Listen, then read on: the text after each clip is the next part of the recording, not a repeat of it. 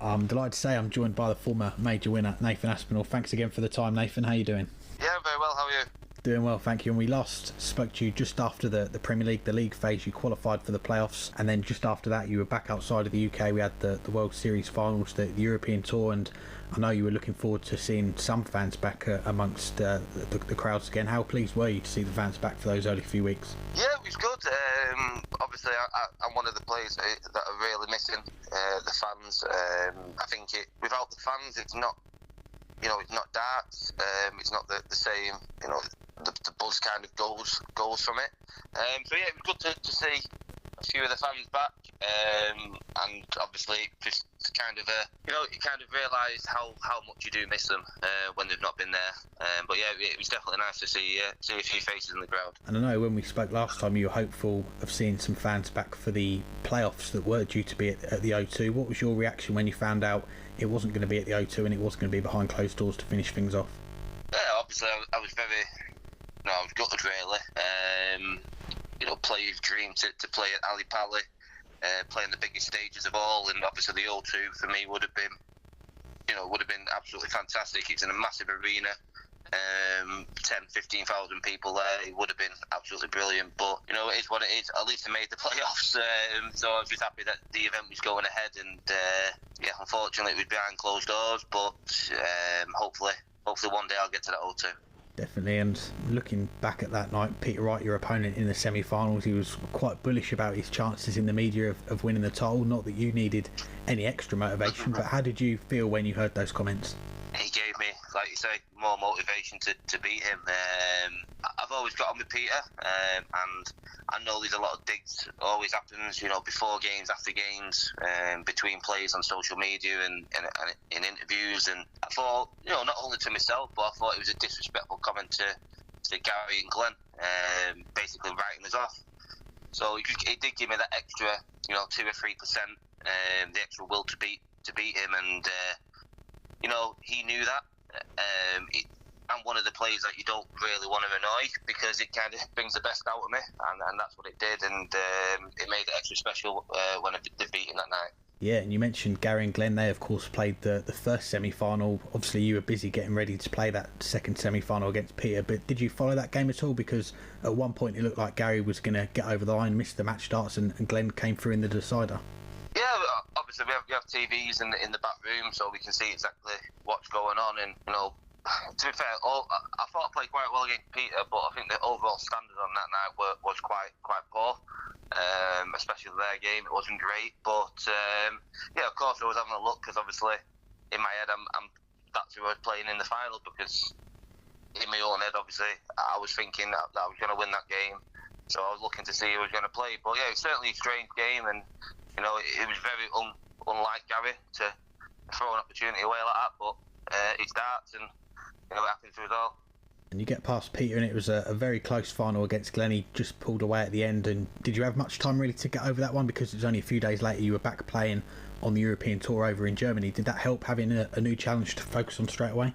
Yeah, definitely. I think probably the last, when I got my remittance through with my prize money, that was when it kind of hit me, because it wasn't as much as I wanted. But it wasn't a great final. I was really, really nervous in that game. It was my biggest night of my life, and maybe just one step too far, so early in my career. But yeah, I didn't perform very well, but I still made the final. And like you say, I didn't dwell on it too much, because 2 days later I was playing the first round game in Germany. So that tournament that I had after the Premier League final kind of helped me, because I didn't have time to dwell on my mistakes that I made in that game. And it's been a busy time recently. You had the Winter Series last week with the 5 events, and then just the Sunday off, straight back for the Grand Slam on Monday. I know you guys have got the semi-bubble going on at the moment, but how have you coped with this long stretch of darts that we've got going on at the moment? To be honest, it's really tough. We've been away quite a lot now. I'm a big family man. I'm missing my kids in Cursor like mad. Normally we play, but we're always normally home for a few days, and obviously we can normally go out and I play golf, so have a game of golf or go out for a nice meal. Obviously at the moment be literally playing darts and going back to your hotel room. So quite lonely. It is quite tough mentally. But like I say, we've played loads of darts recently, and at least we've got something to keep us focused. I've watched a few interviews so far this week, and you mentioned about the table tennis that's going on, that the PDC putting on some other things available for you guys during the downtime. Is that something new this week, or has that happened before during these events that we've had recently? No, it's something new.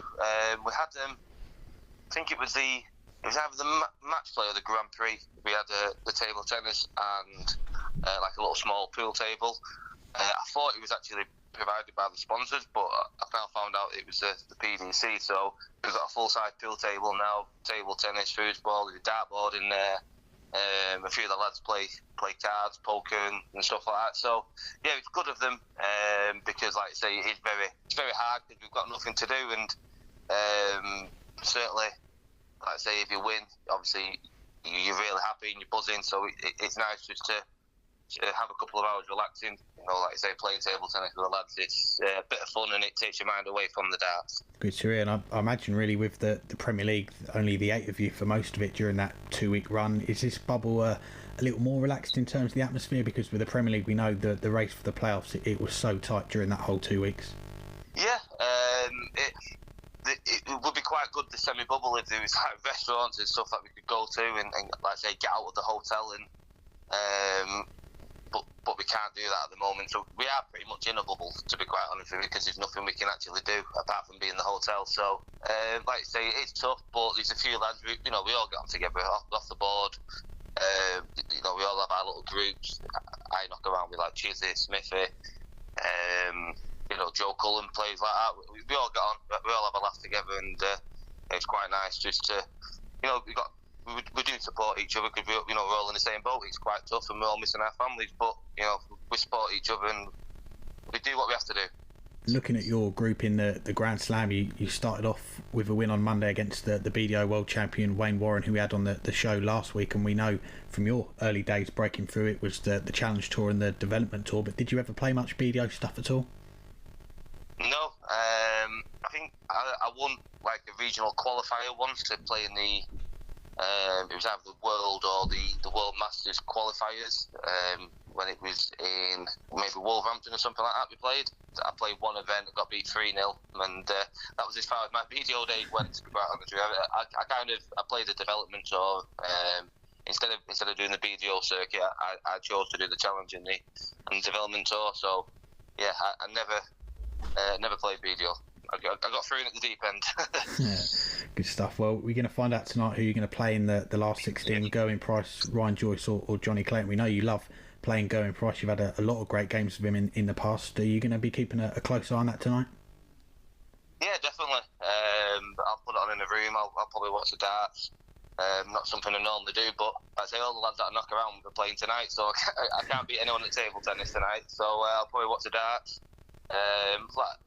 I'm gearing up for a game with Gezzy, but Ryan's a dangerous player who's playing, so who knows, Johnny could beat Suzuki and Ryan could beat Gezzy and Gezzy could be out. It's really tight, that group, so yeah, I'll have one eye on it, but obviously everyone who's in this tournament, brilliant players, so whatever the outcome, I'm going to have a tough game Friday or Saturday, whenever it is I'm playing.